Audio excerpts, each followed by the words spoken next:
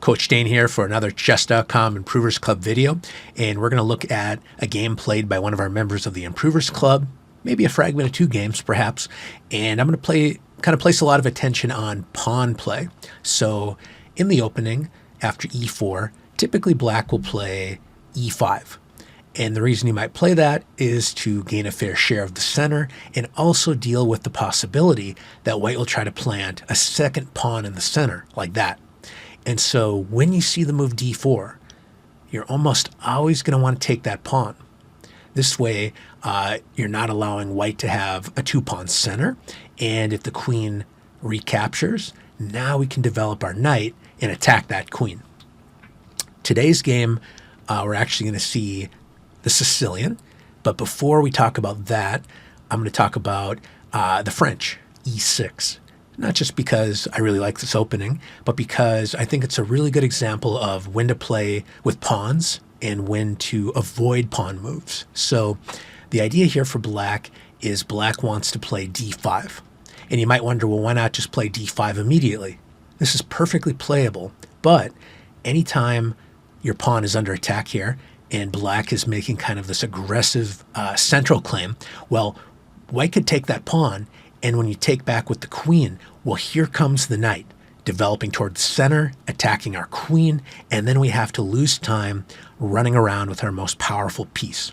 So with that in mind, if you're going to try to play this move d5, we'll often try to prepare it by playing c6, known as the Caro-Kann, or e6, the French. And the idea is, after white claims more space in the center, two pawns in the center, then black is going to strike back with d5. And the idea is, now if the pawn captures, rather than capturing with the queen, which will be exposed, you can just capture back with a pawn. I remember Grandmaster Robert Hess saying, a pawn's best friend is another pawn. The e6 pawn has the d pawns back, and now the pawn is threatening to capture white's pawn there on e4. And one opening that you'll see is e5, known as the advanced variation, preventing the knight from reaching kind of its most natural developing square, blocking the bishop there as well. And so white grabs space, our bishop is blocked, puts us under a lot of pressure. And so what white will do here is try to sort of maintain the space advantage, and black is going to try to chip away at that wall with c5, known as a pawn break, trying to break open lines against white's center. So if allowed, black's probably going to take that pawn. So what white will often do is a pawn's best friend is another pawn, and create this four-pawn chain like that, each pawn protecting another one.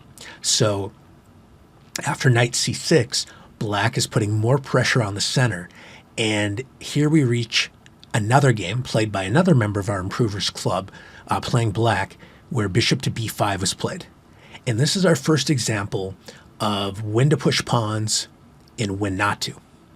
My advice is, when in doubt, don't push a pawn unless you have a really clear reason. If you're not sure, just develop a piece, right? If you make a mistake, you can always move that piece again. But if you push a pawn, you can never move it backwards. So here, I noticed a game where one of our members of the Improvers Club played a6. And it's an understandable move, right? You're attacking the bishop is annoying, it's pinning your knight down to your king, and white will probably take here, and then black will recapture. And there's nothing wrong with this at all, to be clear, like black's doing fine, but my issue is I don't want to force my opponent to play a move they're probably going to play anyway, right? In other words, if I play bishop e7, if white wants to take the knight, so be it. Because now the big difference, let's say the knight moves to f3 and white's thinking of castling, now we could think about playing a move like bishop to a6. That's made possible because we didn't move our pawn here, right? It didn't block our bishop. The light squared bishop has enough problems in the French. And in this case, we're going to basically prevent white from castling because you can't castle through the bishop's gaze there. So that's an example of not spending a tempo, pushing a pawn, and encouraging your opponent to play what they might play anyway. A move I really like here is bishop to d7. That way, rather than spending a tempo on pushing a pawn, I'm developing a bishop, right? I'm opening up that square for a rook. If I ever open up the C file, my rook might be pretty enthusiastic about that. And the other thing we're doing is we're setting up a small trap. Again, if white decides to take, well, then you could take back with your bishop if you'd like, and we could even go into more details about you could even take with this pawn. I'm not going to go too far down this rabbit hole, but I just wanted to point out one reason you might do this, because you're a French defense player, you really must not like your bishop, right? No, that's not the point.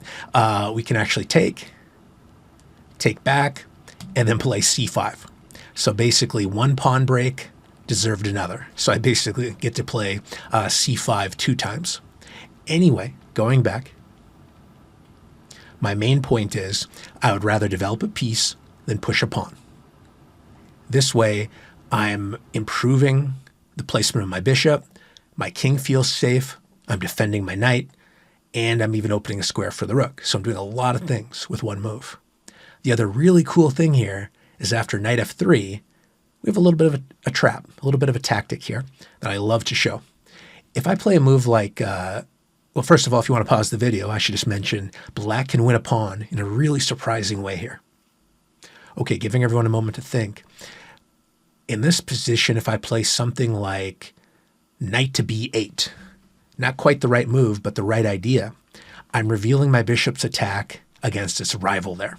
Because notice, the bishop here is loose, unprotected. And so on my previous move, when I played bishop to d7, I wasn't just defending my knight and my king, I'm actually x-raying through the knight, the bishop there. So if I then play a move like knight to b8, I'm exposing my bishop's attack against its rival. But that goes both ways. The bishop could then take here, right? Trade bishops. And of course, we could take back and, hey, nothing terrible there, but we didn't really gain much, right? So going back, what if I play knight takes pawn? I captured a pawn, and I'm discovering the bishop's attack here. So if white only kind of zooms in on that knight, takes the knight, now I take the bishop, and everything is great. I lost a knight, but I captured a pawn, and then I captured this bishop here. So when the smoke clears, I'm up a pawn, and no one's going to talk about this being a bad bishop, right? Preventing white from castling. That's really great. Now, when you find the idea, it's really exciting. Like, hey, I can take a pawn and discover this tricky move, this tricky attack. But before you play this move, double check your analysis. Make sure your opponent doesn't have an alternative. Rather than taking the knight, which white wants to do, to be clear, white can first insert a Zwischenzug, an in-between move, capturing the bishop here. And so this way, after I take back, now white can take our knight. And the big difference there is when the smoke clears, I'm seeing 3 minor pieces for white. I'm only seeing 2 minor pieces for black, meaning knights and bishops are minor pieces, queens and rooks are major pieces. So we basically lost a piece out of that trade.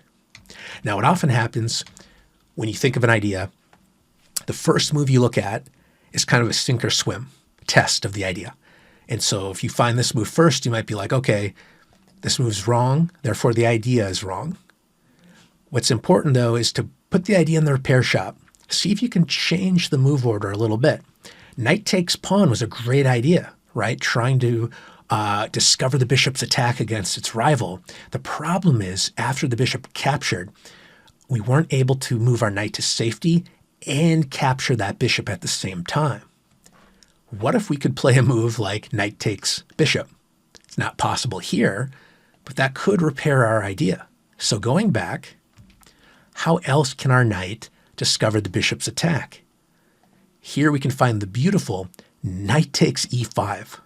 It really looks like a bizarre move, but the idea is, yes, the knight is hanging, but if you capture the knight, now we capture the bishop. And at the end of the day, we're up a pawn, we're kind of seat belting the king in the center, everything is going well. What about the Zwischenzug? Bishop takes bishop. Now if we take back, same problem, right? White can take our knight, and we've lost material. I see 3 minor pieces. We only have 2, so we lost a piece. But going back, we captured a pawn. We captured first. White captured second. And now we capture last by taking that endangered knight and capturing the bishop. So that way, we captured a pawn, recaptured the bishop, and we won material. All of this is possible because we didn't force our opponent to play a move they're probably going to play anyway, right? And we developed a new piece. And by developing this bishop, we were able to set up some tactics. And here, knight takes e5 was a really cool move, attacking the bishop and being ready to recapture with our knight. So keep that idea in mind. And I'm about to show you another game, but the big point is compare this moment where developing a piece is a really good idea, and a6 is not such a great idea. No reason to play a move that doesn't help you develop, doesn't help you with any particular goal. Sometimes this move can be good. I'm not going to say that attacking pieces with your pawn is a bad idea. It can often be good too. But in the opening, if you're not sure, like, yeah, this bishop's annoying, try to develop a piece and deal with that annoyance rather than wasting a move on, say, a6. Now, going back to the game I mentioned, if allowed, white would probably play d4. So the most common move is e5. I showed a French defense where you counterattack. That's another way. And in the game, our Improvers Club member played c5, the Sicilian. Very sharp opening and trying to create an imbalance, meaning rather than playing in a symmetrical way, black is moving out a c-pawn to kind of mix things up. And so here, if white plays d4, same story. Do not allow this pawn to stand where it does, because if you play a random move, you have to be careful about this pawn advancing. You have to be careful about losing good squares for your pieces. So here, we should take. And that way, if the queen recaptures, we bring out our knight, we attack the queen, and white doesn't have a dominating 2-pawn center, right? There's no pawn here to move forward to attack our knight. We're threatening the queen. So let's see how this game plays out. f4, grabbing a little more space, kind of a risky move, exposing the king there. And knight c6 was played, putting a whole bunch of pressure on the center. Great move.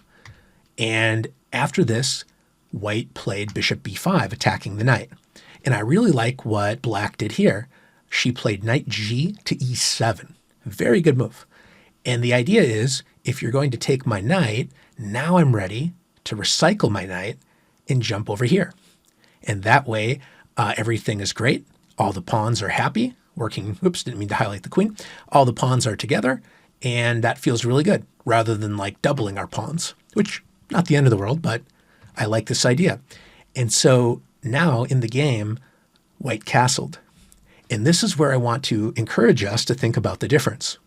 Remember in the other opening, when we were here, I made the point a6 doesn't really help us, right? White could take the knight, double the pawns, and what did that pawn really accomplish? Kind of got in our way. From the bishop's perspective, it created maybe a weak square there, not really helping us develop our pieces or really do anything good. If we go to this example, now I'll recommend a6. Well, hang on a minute. You just told me that a6 attacking the bishop wasn't good in the other example. Well, that's true, but here we have a really good reason. If the bishop takes, we're encouraging the bishop to take our knight so that we can recapture with our other knight. That gives the knight more central control, and it opens up our bishop here, which is really nice because before it was blocked, right? And now it's been opened, which is great. So we're basically trying to get the bishop to help us improve our pieces through this trade. And if the bishop moves back, now we have a cool little trap. feel free to pause the video. How can black win a piece here? Well, pawns are not pieces, so pawns attacking pieces can be a good idea, like I mentioned before. And here's an example of that. Pawn's best friend is another pawn. So if the bishop takes, we take the bishop there. And if the bishop tries to escape, now it's going to stare at a wall of pawns. We've trapped the bishop, and we're about to win a piece. So going back, in this example, we can play a6, attacking the bishop, and white doesn't have a great response, right? If you take, that helps us develop. And if you move away, well, then you're losing a lot of time. So that would be one example of a strong pawn move with purpose. We had a clear idea, attack the bishop, and we're ready to recapture if allowed. And we're also able to use this pawn to help us grab space, right? We can attack the bishop here, and the pawn helps control all this space. And it even opens up a square for our bishop on the long diagonal there. So that's a good idea to think about. In the game, black played g6, which is also a really healthy move because now she's ready to fianchetto her bishop on the long diagonal. So very good job playing this move. And here, white gets aggressive, d4. And this is the big point of today's video, how to handle aggressive pawn play here in the center with d4. When your opponent already has one pawn in the center, you could argue a second one influencing the center, and now white puts another pawn in that inner center. Do not let these pawns stand tall, shoulder to shoulder. When a pawn jumps into the center, it's often the case we're going to want to take it. And this is an example where we should do exactly that. Take the pawn, the knight takes back, and now we can play bishop to g7. And our bishop is putting tons of pressure on the knight, and we have two attackers, right? And only one defender. So this would be a really good way to keep up the pressure, and you're ready to castle, right? So this is a really important thing to think about. In the game, black played b6. And here, white had the opportunity to play a really strong move. White is already castled. Black's king is still in the middle. We'd love to castle sooner than later. And here, white has the really powerful move, d5. It attacks our knight as well as this pawn. And so if we take back and say, hey, get out of here, pawn, like that, it actually causes some problems because the pawn recaptures, and then our knight is still under pressure. And wherever we move our knight, like if we move it, say here, just to show you, well, now there's only one defender, and I'm seeing two attackers. So that's kind of annoying to run into this kind of situation where we lose a pawn and our rook is under fire. And if we try to move our knight somewhere else, like back here, there's a new problem. Because that pawn was able to cross the chess equator, entered our territory, we tried getting rid of it. Then a new pawn was haunting our dreams. Well, now this pawn lunges forward, and we're in some trouble here because our knight is hanging. And if we move our knight to safety, look at this. Our king has nowhere to go, trapped. Rook e1 is a big problem. The only thing we can do is to shield our king and lose a piece like that. So this is not something we'd like to see out of the opening. But hey, that's how we learn. And by the way, this wasn't played in the game. It could have been played. And so the example here I'm trying to make is do not allow your opponent's pawns to take over the center, and be very careful about them marching forward. So although b6 is a good general idea, defending your pawn, totally get it, opens up your bishop as well. When your opponent tries to grab, that second square in the center with another pawn, you're usually going to want to take it like that. And by taking it this way, your pieces come to life. Notice now that there isn't a pawn here, I'm even dreaming of moving a queen to this diagonal, paying a visit to that king, and black is doing well. So I'm going to stop here for this video. We went on a little tour with the French defense. We talked about when your opponent puts you under pressure, think about developing a piece. Think about supporting other pieces with like new pieces, developing new pieces to support other pieces, and be careful about pawn moves, right? When we're looking at an opening like the French here, don't force your opponent to play what they want to play anyway, and it doesn't really have a clear purpose, right? This move doesn't have an overall part of our plan, right? It doesn't help us develop. Doesn't really do anything other than force black or force white to play maybe what they want to play anyway. Not a horrible move, but we can't really argue why this move would be better than developing a piece and setting up a cool trap along the way. And the other example, by comparison, just to repeat that, here we were willing to play a6 because no matter what white does, we have a plan. If white captures, that helps our knight enter the game. If the knight or if the bishop retreats, look out for that pawn avalanche like that, grabbing more space and trapping the bishop, right?